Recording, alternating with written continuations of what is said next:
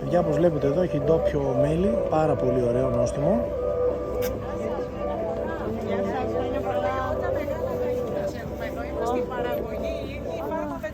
Φάρμα Μετσόβου. Ωραία. Καλημέρα. Καλή χρονιά. Καλημέρα σας.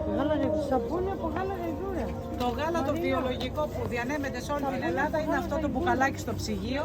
Είμαστε οι μοναδικοί στην Ελλάδα που παράγουμε το βιολογικό γάλα γαϊδούρας, καθετοποιημένη μονάδα, ζυμαρικά superfood με βιολογικό γάλα γαϊδούρας, χωρίς συντηρητικά, χωρίς αλάτι, χωρίς αυγά. Κάνουμε διατροφή και για τα παιδάκια και εμείς αν θέλουμε διατροφή, οι αθλητές. Γιατί το γάλα γαϊδούρας μας αποφέρει ενέργεια, πρωτεΐνη χωρίς λιπαρά και πολλές βιταμίνες. Είναι χάμηλο του λιτρικού. Τα καλλιτικά μας είναι όλα natural, καθόλου χημικά στοιχεία.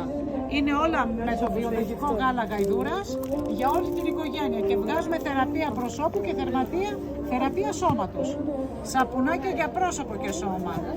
Αυτά πόσο έχουν? 7 ευρώ, 150 γραμμαρίων είναι αυτό και 5 ευρώ των 100 γραμμαρίων. Λοιπόν, μία ωραία δουλειά που έχουμε κάνει εμείς η παραγωγή είναι μία παγκόσμια πατέντα αντιγυραντική κρέμα προσώπου με το πρωτόγαλο του γαϊδουριού.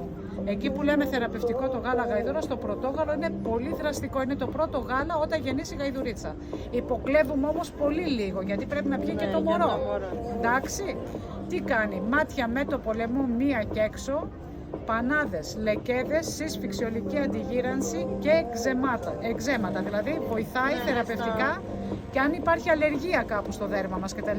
Είναι ότι καλύτερο, καθόλου χημικά στοιχεία. Ωραίο. Όλα αυτά.